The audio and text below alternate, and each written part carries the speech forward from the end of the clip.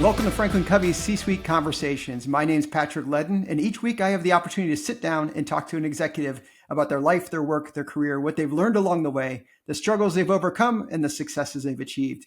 Today, I'm joined by Mark Douglas, the founder of MNTN, a company that builds advertising software for brands to drive measurable conversions, revenue, site visits, and more through the power of television. In our conversation today, we're going to talk about what it's like to work in a tech company experiencing hyper growth, how you can attract talent, develop talent, build systems that make sense based on the environment you're in. But more than that, we're going to talk about some lessons of leadership that are applicable around building an effective culture, regardless of the industry you're in or the geography where you're located. Trust me, you're going to want to grab something to write with, sit back, and prepare to take some notes as Mark and I have a C-Suite conversation. Hey, Mark Douglas, thanks for joining me for a C-Suite conversation. Happy to be here. Happy to have you here, my friend. If you don't mind, Mark, on the front end, if you just share a little bit about your career, kind of how you ended up where you are right now, just so people listening to the podcast understand a bit about the person on the other side of the microphone.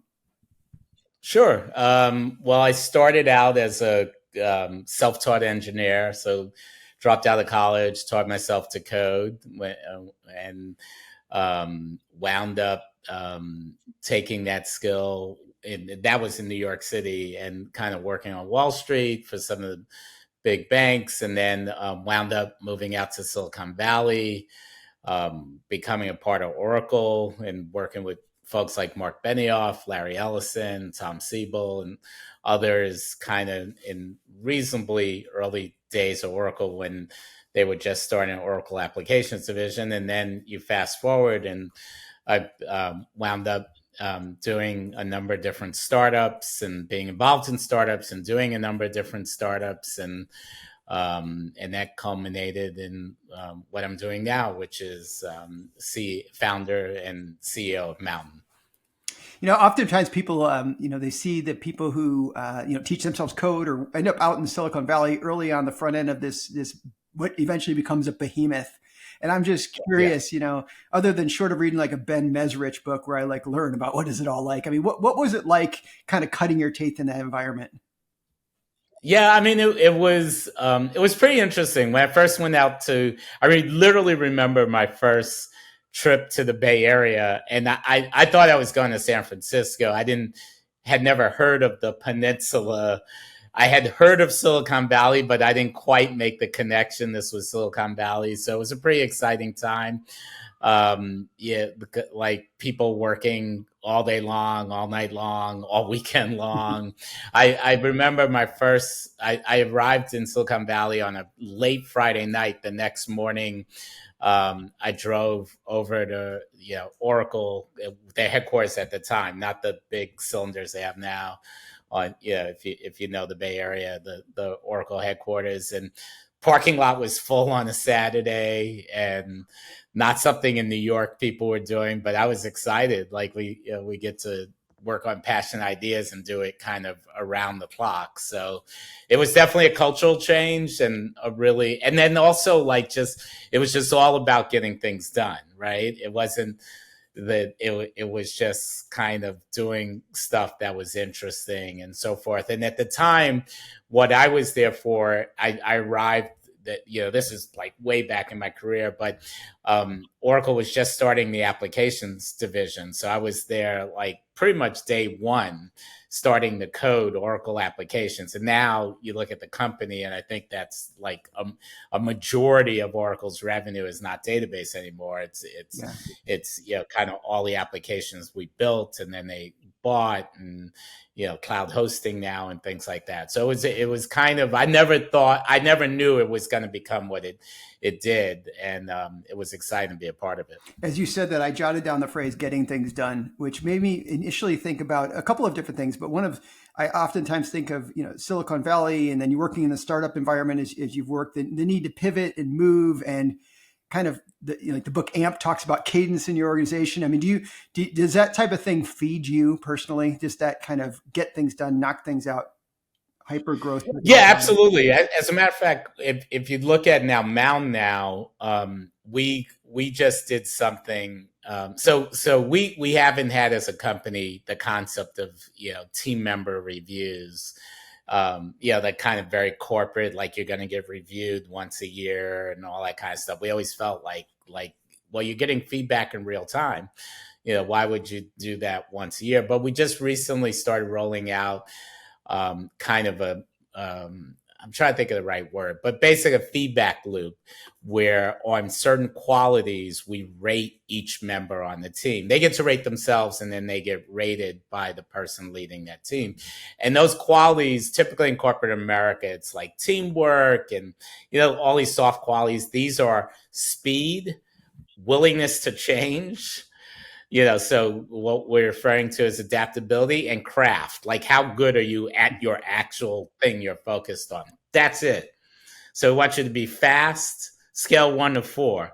It's really a binary scale. If you're not 4, you're failing.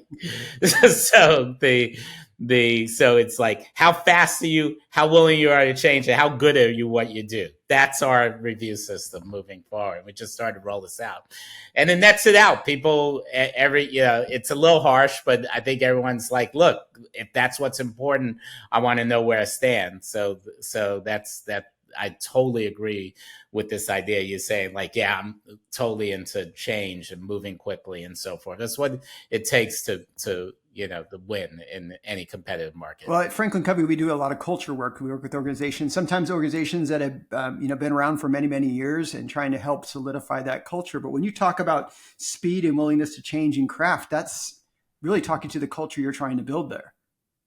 Yeah, absolutely. Our cultural, we don't have also like these, kind of a poster with 10 values in the company. Mm-hmm. They're basically trust and ambition are the 2 core ones, and like, you can't work with people you don't trust. So basically, we need to be an environment culturally where you do feel trusted, and you trust the people you work with, and if that trust doesn't exist, then there has to, we have to do something about that. And then ambition, just sheer ambition, wanting to accomplish big things.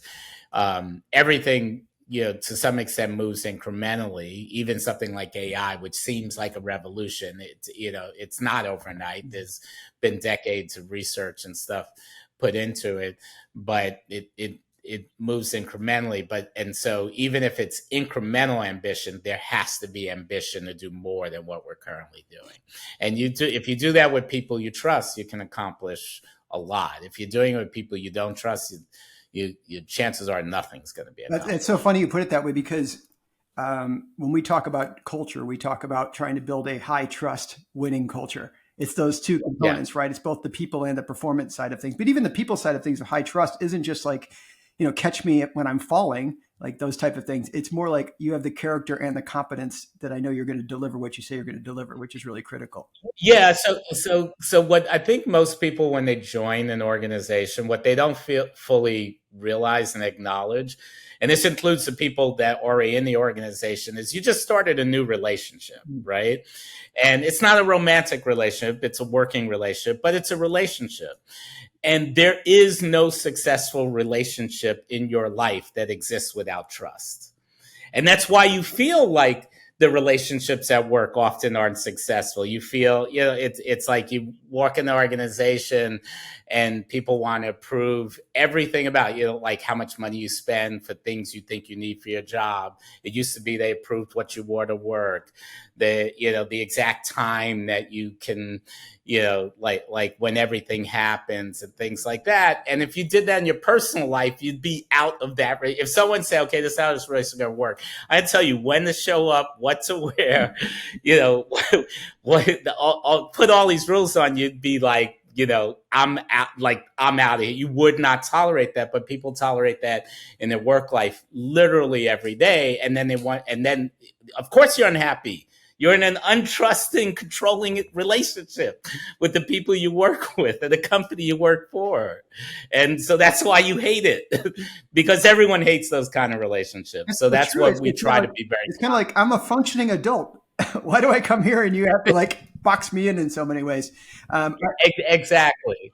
So, but you can't provide that trust, it has to go both ways. Like, so what happens is the company says, yeah, we want to trust you. And then people abuse that trust. Well, that's why there has to be a core quality that if the person can't be trusted, then they shouldn't be in the relationship anymore, meaning they shouldn't work there anymore. And that, and like any relationship, they can come to an end. So that's how I think about it.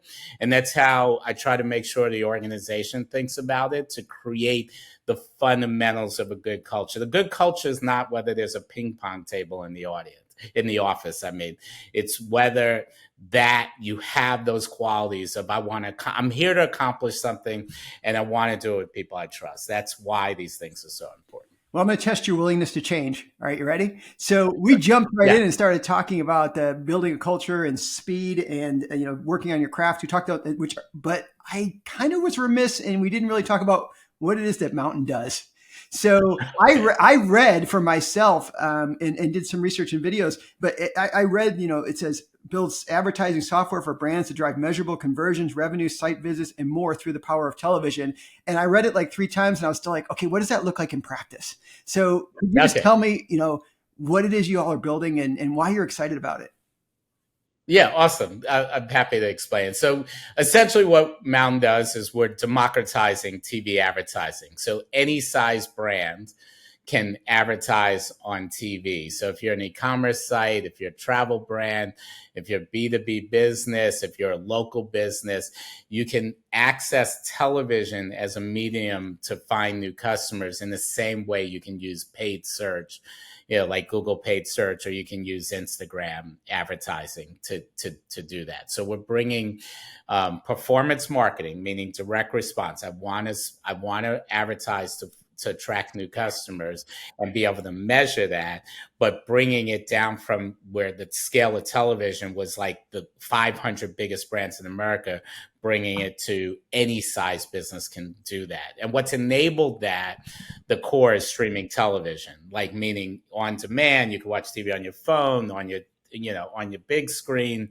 It's now a digital medium. So we brought all these digital capabilities that democratize it, like the ability to precisely target who you think is going to respond to your message, measure that. We brought that into the television ecosystem, and kind of to net it all out, 90% of Mountain customers, meaning the brands, the companies that would normally be using paid search and paid social, 90% of our customers have never advertised on TV before. So we are literally expanding the market, democratizing the television advertising medium for any size brand. That's so interesting. When you first started Mountain, was this exactly your vision, or has it evolved or changed over time? We had a company prior to Mountain, and so we leveraged and so that was also in the advertising system. But at the point in time where we're like, okay, this is what we're going to do next is Mountain Performance TV. I think that was the clear bit. We had crystal clarity on that, and it's played out really well. So as a company, I think I'm certainly happy with where we've gotten to, and I think just everyone and hopefully our customers are happy too. It's oftentimes, you mentioned in multiple startups that you've been involved in multiple times, or in multiple startups, I'm sure there were pivot moments, and there'll probably be a pivot moment in the future in Mountain as well as it continues to evolve. But yeah. I always want to ask people who have done what you've done and are doing what you're doing right now, how do you know when it's time to pivot as opposed to when it's time to double down, if that makes sense? Yeah, no, it's an interesting question. I mean, there's a classic book called Inside the Tornado that tells you, essentially when things are going well and they feel very disorganized, ironically, because they're going well, that's the time to do even more, like just double, get even more focus and doubling down. And so the way I kind of think about it is when things feel chaotic, then we need to do more of what we're doing. Meaning the chaos is not, we have product, there's a prerequisite. You have product market fit. People, what you're offering, people are responding to and they want, and and now you're growing and you're adding new people and everything feels somewhat chaotic. You need to do more of that. And when things start to feel like you have a handle on things, like everything's feeling a bit easier, is when you should start asking, okay, what else, what more can we be doing that's, fits in the whole area that we're trying to tackle. I don't mean you should go off and just start a whole new different business, but how can we expand our product line? What more value can we offer our customers? So I measure it in terms of when I feel less busy, then I want to now look for more. And when I feel out of control busy, then I'm like, no, I need to keep doing this because it's out of control, because hopefully customers are receiving it very well. I heard somebody the other day talk about aging and how people, I was actually talking to my dad about this. So my dad's 93 and he's a very active 93-year-old guy. I saw him last week. He had just golfed that day. I mean, he's just active, lives alone, drives his own car, does all that thing. But he pointed me to this thing where he was talking about aging, and he said that oftentimes aging is a relentless pursuit for comfort, and that when you're just trying to get more and more comfortable, it actually is a bad thing for you. It just breaks you down physically. Why move if I can do this? Why, that type of thing. And that's been his approach to it. And I'm just curious from your perspective. I mean, is there a part of you that tries to fight against any relentless pursuit of comfort?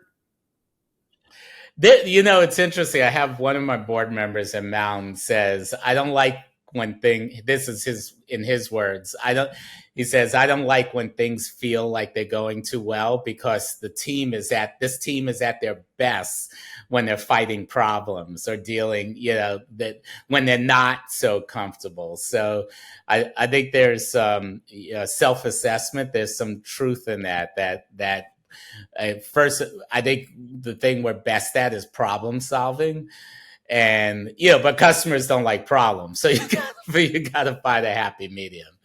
But there's definitely some truth in that. Is that when we get too comfortable, we start searching for more problems to solve, rather than just like live in that comfort. Back in 2001, I started a company, which is, a great year to start a business. 2001 it was kind of a tough year, but we ended up having it for 11. We had it for 11 years. It grew nicely. It was acquired back in 2012, so we kind of had a really good run. It's like one of those ones. It looks great on a couple of PowerPoint slides, but one of the biggest challenges we had, and this gets back to just building an organization, is attracting talent. Attracting the right talent, those who would buy into the things what we're trying to do, and retaining those folks. Because we also knew that, especially as we were small in the beginning and growing, as every person who joined the firm had oversized impact, if you will, compared to if we had thousands of people. But each person had an oversized impact. I mean, how do you go about being a talent magnet and at the same time make sure it's the right talent?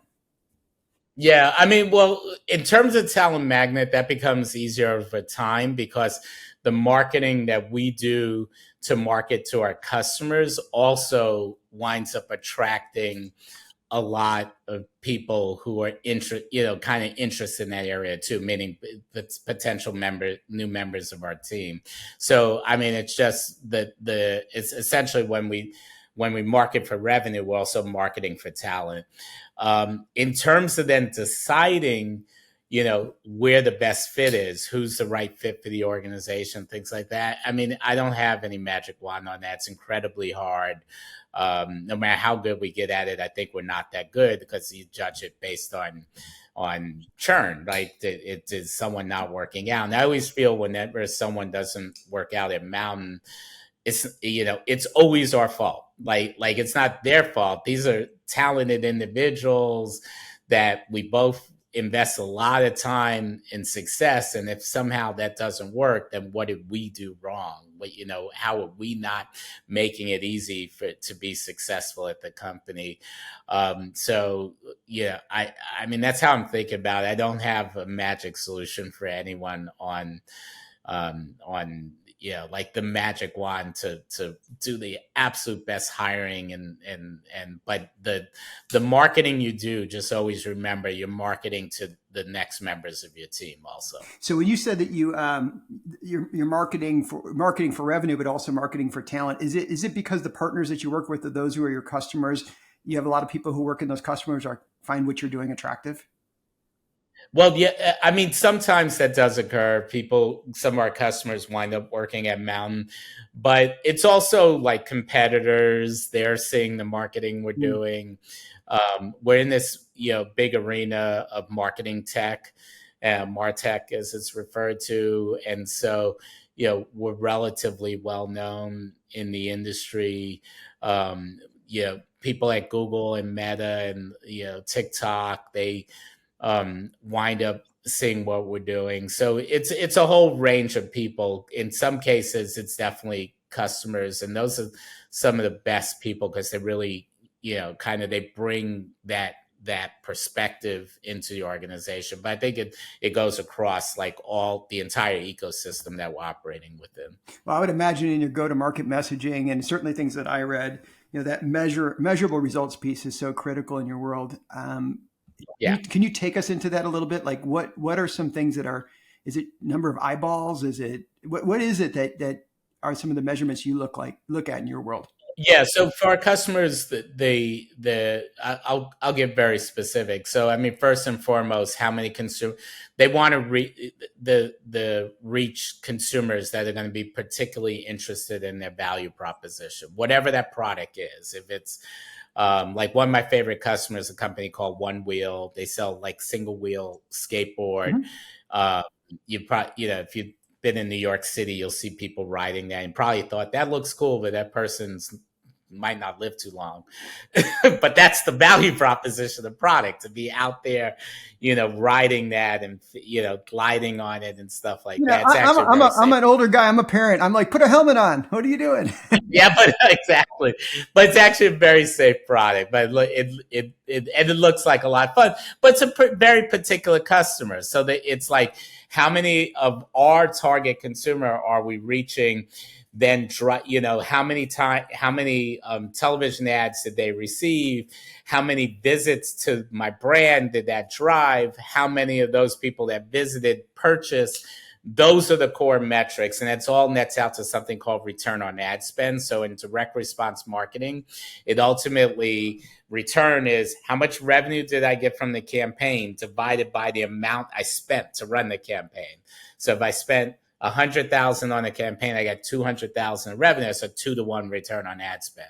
And so that's what all direct response market is. If you're using search, social, performance TV, that's what they're all, that's their ultimate metric. That's and so those are the kind of data that they get, and then we provide the ability to measure, just like Google provides the ability to get those metrics in their platform, Meta in theirs. We do the same in Mountain's platform for television, So take me, for streaming. so take me into the Yeah. C-suite conversations at Mountain among leaders, if you will, or executives. Yeah. What do you look at metric wise? Yeah, I mean, ironically, we have some of the same metrics. Our number one, just talking about marketing, and then we expand it from there. Our number one marketing platform is our own product. So we also we run Mountain television streaming TV campaigns on our own platform to make marketers, e-commerce marketers, and others, kind of aware of Mountain and our value proposition and so forth. And then we measure the return on that. So that's key. Probably the other key metrics we're looking at, like top of funnel, how many demos of the platform are we driving? That's really key metric for us. Then the resulting revenue from that. And then everything else is product innovation. How fast are we delivering new features that we think are important for our customers?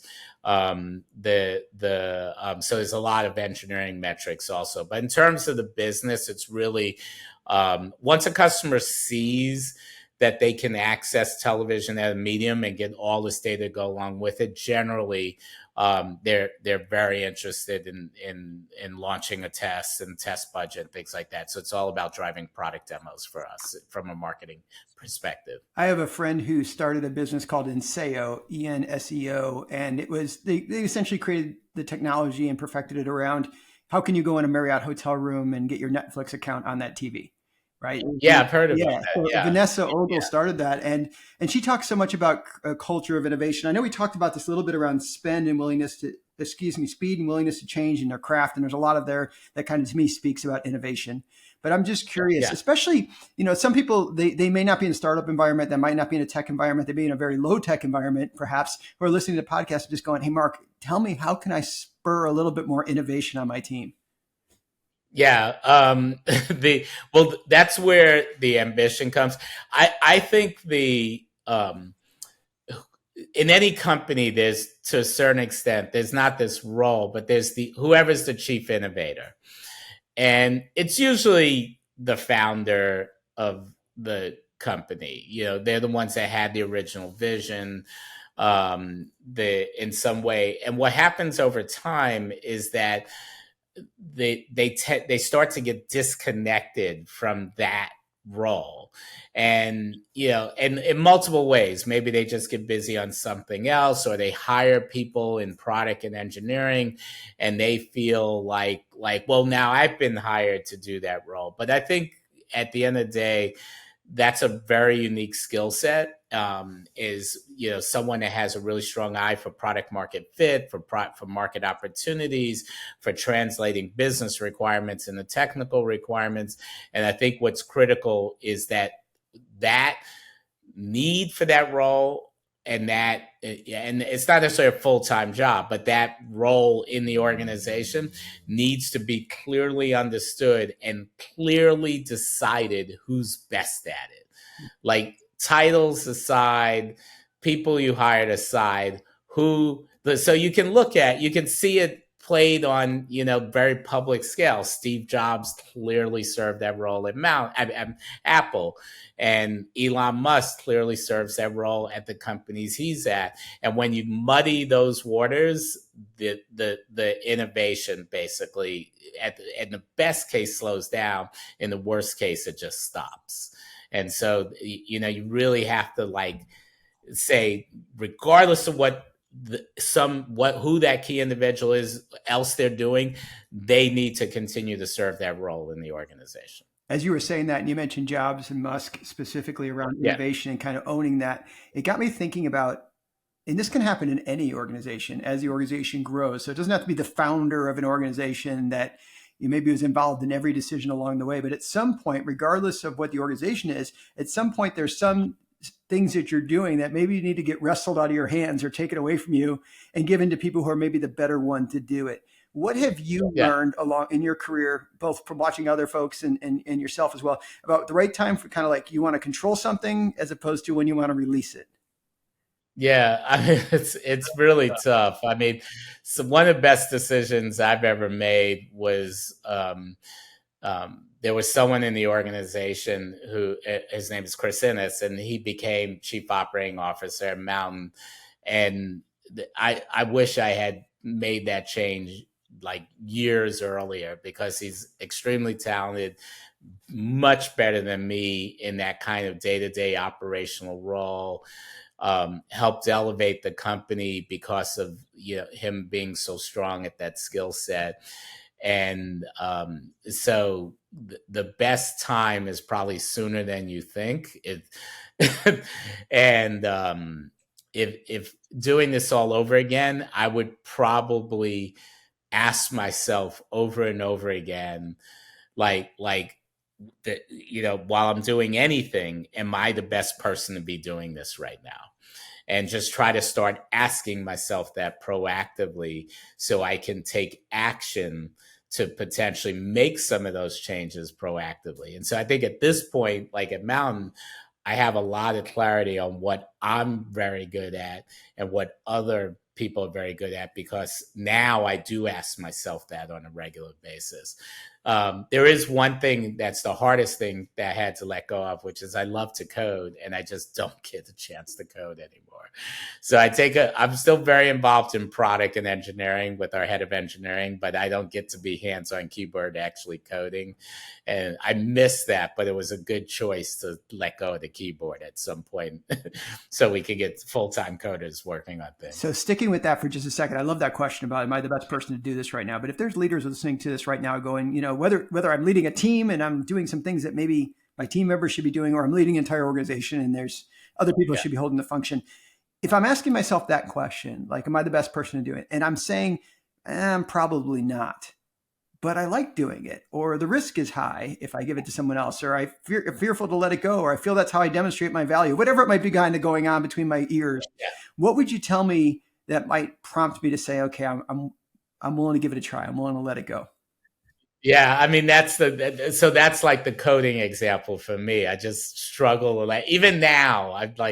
I'll be in engineering meetings and then I'll be like, screw this. I'm just gonna like code this myself or run these queries myself or whatever it is technically. And then what I found is like if you still have the time to do that, then do it. And if you find yourself having to be up at 2 a.m. because you don't have the time to do it, but you want to do it, then maybe something's, like it doesn't matter whether you might be the best person right now. I mean, and I'm not talking like a little project for this week. I mean, on something ongoing. And that's what I was doing. I would basically was working 2 jobs. I was working my day job and then I was coding at night because I just love coding. And then people were wondering why I was so tired the next day and also wondering why I was always late on my deliverables that I was signing up for. And so there was this day where it was almost like an intervention. Just let go of the keyboard. and, I know you like to code. I know, or whatever it is, but you can't keep up with the pace of the team. So maybe that's probably be my advice. If you can keep up with the pace, then keep doing it. I remember the first, kind of CEO job I had. I didn't know what the job was. I called someone who was kind of a mentor and I'm like, okay, I know what everyone else is supposed to be doing, but I'm not actually sure what I'm supposed to be doing, like as CEO. And he said to me, whatever your biggest problem is, what you're supposed to be doing is clearing some path to solve that problem.